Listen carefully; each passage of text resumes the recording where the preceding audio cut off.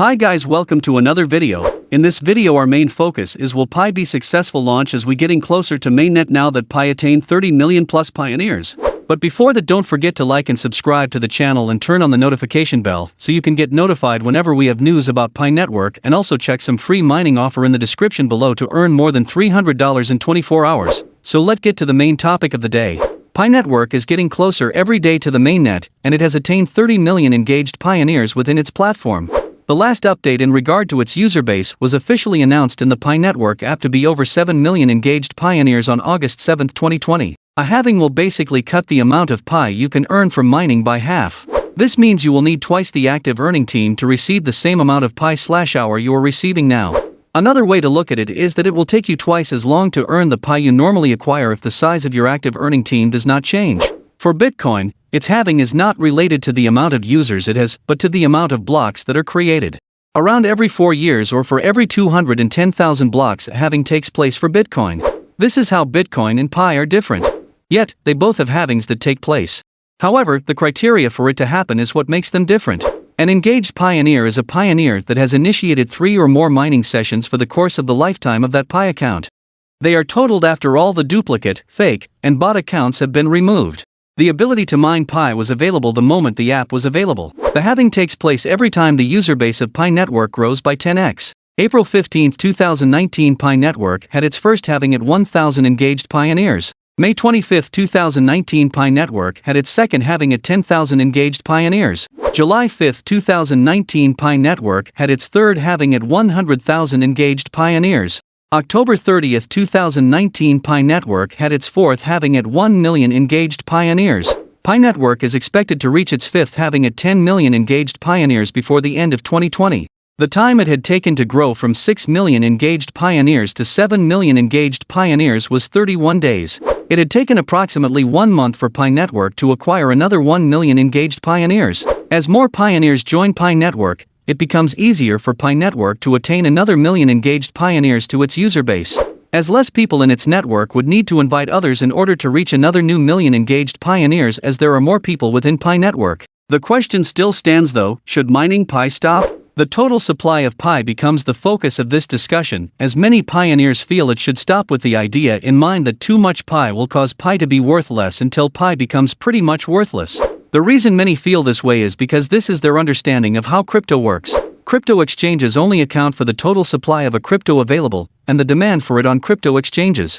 The key to understand here is that the value listed on a crypto exchange is speculative value of what a person believes it is worth, enough to purchase it from the crypto exchange, which logs a purchase price for that crypto.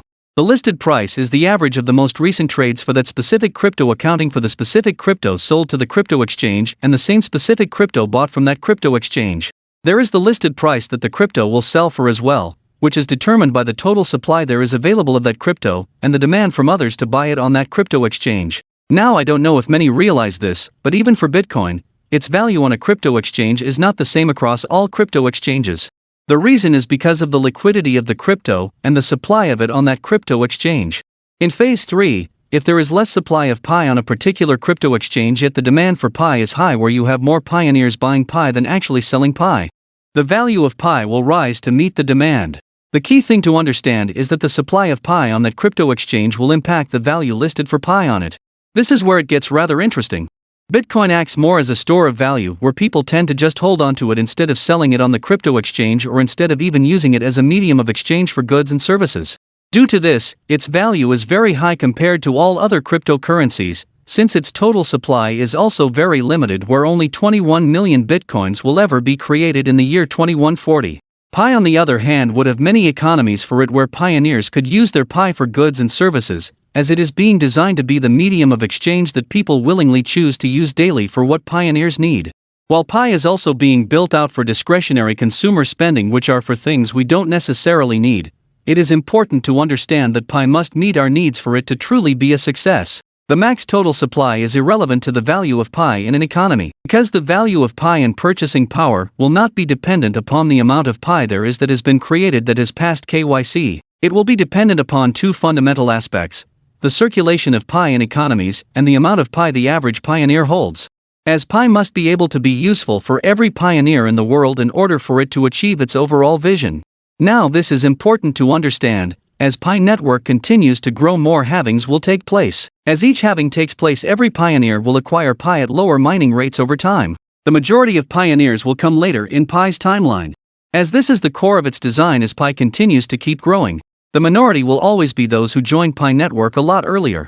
Pi network's growth in acquiring new pioneers comes from the ability to mine Pi for free, where there is a possibility for Pi to be worth something in the future. If we remove this aspect of Pi, it will be very difficult to have new pioneers join Pi network in the future, as they will feel that they have been left behind and the opportunity that was available for them before had they joined earlier is no longer there, since Pi can no longer be mined. All the goods and services need to be priced at an amount of Pi that is affordable for every pioneer within the economy for Pi to achieve real success. Those that value Pi really low will require pioneers to pay a lot of Pi for goods and services, where it is not sustainable for the average pioneer. If the value of Pi is way too low, it may even prevent such pioneers from being able to use the Pi they have, because the total amount of Pi they have is too low an amount for even a low-cost item purchase. Remember, Pi is being designed as a medium of exchange, where it is to be used for goods and services for every pioneer on the planet. If the ability to mine Pi never ends, the amount of Pi that can be earned per hour in the future will be 0.05 Pi/hour for every pioneer after we surpass 1 billion engaged pioneers.